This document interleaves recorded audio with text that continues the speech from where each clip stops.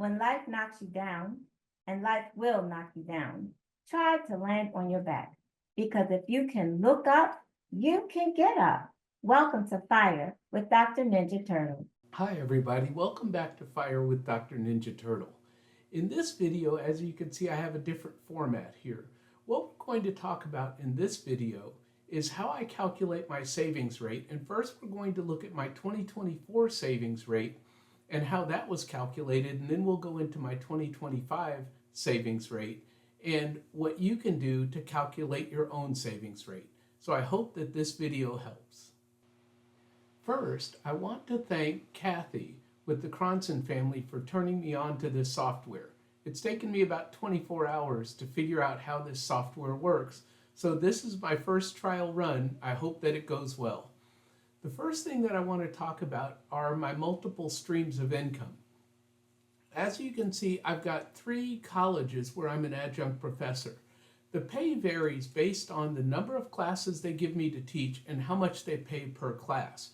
So these numbers here that you're seeing, $23,809 from school number 1, that's fairly consistent. They give me the same number of classes every year, and basically the pay is the same every year. So that I can pretty much expect for 2025. Now school number 2, it varies wildly. I never know when they're going to give me a class or how many classes I'm going to get. So the whole point is that adjunct teaching is not guaranteed money. School number 3 is pretty consistent. However, their enrollment is dropping, and so that income could go down. But what I'm planning to do in 2025 is to put away 100% of school number 1's income and 100% of school number 2's income and live off of the take home from school number 3. Please like and subscribe so that if I get monetized in 2025, which is my goal, I can donate money, which are the proceeds from YouTube, into my community. So let's look at what happened in 2024. What I did was I contributed some of school number 1, which has a Roth, it's a 403B Roth. I contributed some of that to the Roth, but halfway through the year, I started contributing to the traditional pre-tax for school number 1. And that's why you see the 2 different numbers of $10,000 going into traditional and $5,000 going into Roth with school number 1. Now with school number 1, I still contribute $1 per paycheck into the Roth account just to keep that going, because that school was very hard to change your contributions. It was a hassle. So I wanted to keep that open. School number 2 is very easy to change your contributions. And so what I did was I put money into school number 2's Roth.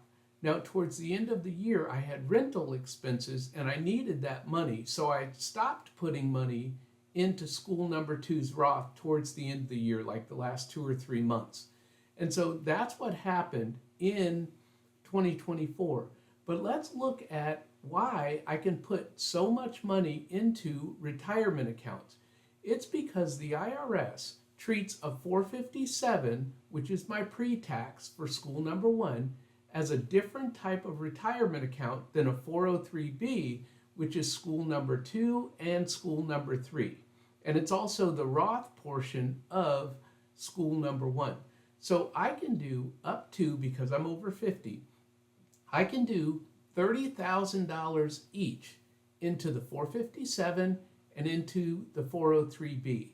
So next, I will talk about how I keep track of that money to make sure I don't run afoul of the IRS with respect to the 457 and the 403B.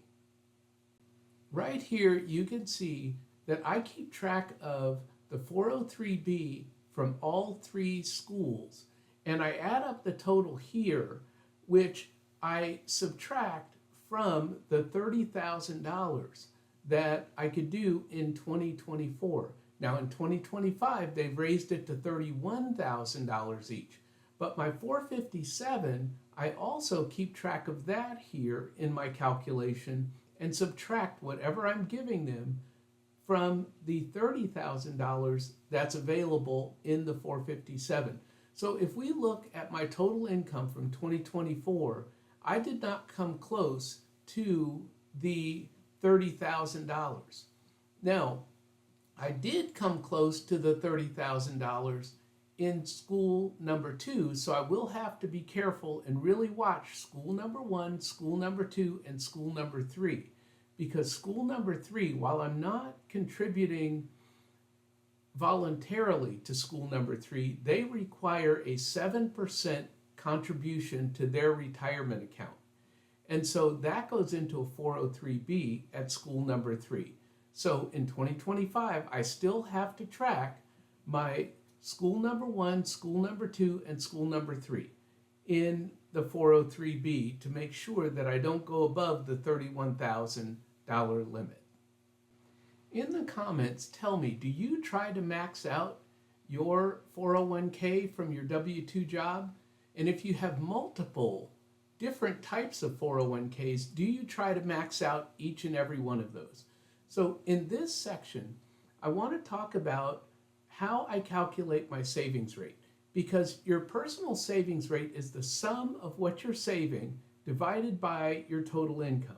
So what I do here is I calculate what I made, like my total take-home pay, and this also includes my pension in 2024, and I take that and I divide that by what I've saved. Now in 2024, I put extra money towards Alabama taxes, I put extra money towards federal taxes, and I consider that part of my savings rate because that comes out of my take-home pay.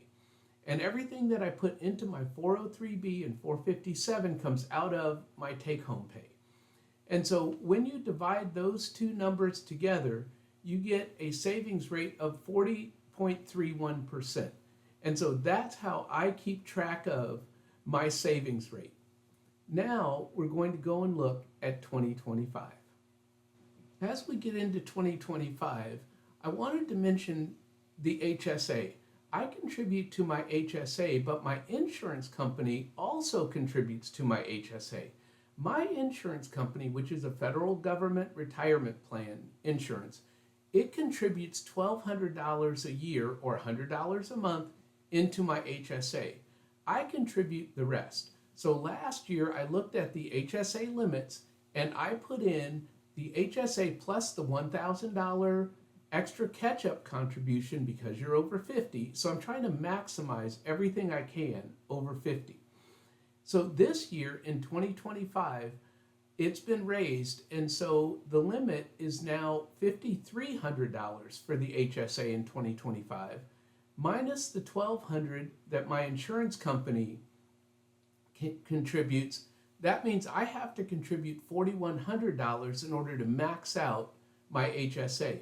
Well, that $4,100 is going to come from school number 3, which is the money that I bring home, and I believe it was about $15,000. So almost a third of that is going to go into my HSA in 2025. So I really am saving quite a bit of money in 2025. But I wanted to show you that even with the very first paychecks that I'm estimating in January, that I am going to have a 51.26 savings rate just starting out the year in January. I've tried before to save money all year long into my retirement accounts. It didn't work because I needed the money and I would run out of money, so I would stop contributing fully to my retirement accounts. I'm trying again in 2025.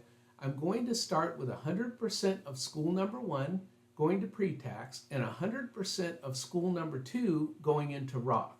I'm starting in January 1st, and we're going to see if we can make it the whole 12 months. And that will give me the 70% savings rate.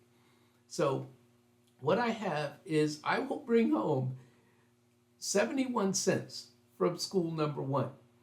School number 2, because I'm putting money into a Roth, 100%, I will bring home zero money from school number 2. School number 3, they don't give me classes until March in the spring, so I won't see any money until April.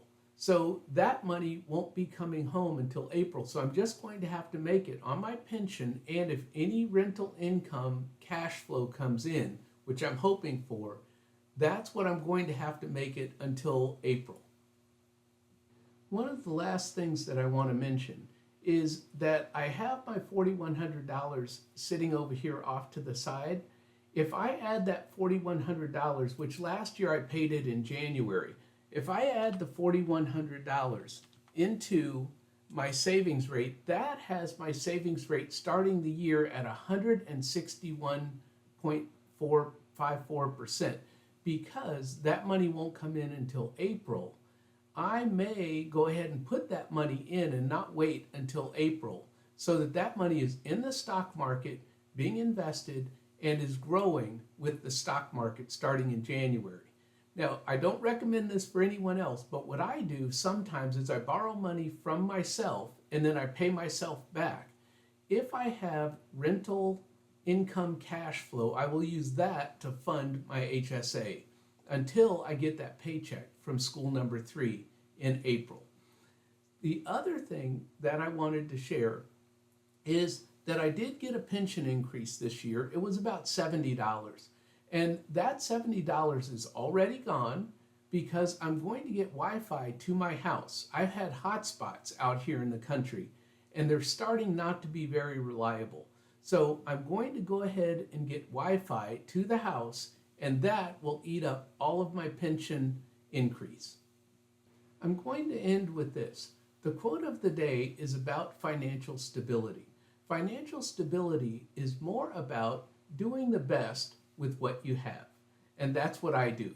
I'm on a low income and I do the best with what I have. Remember, never let your past determine your future.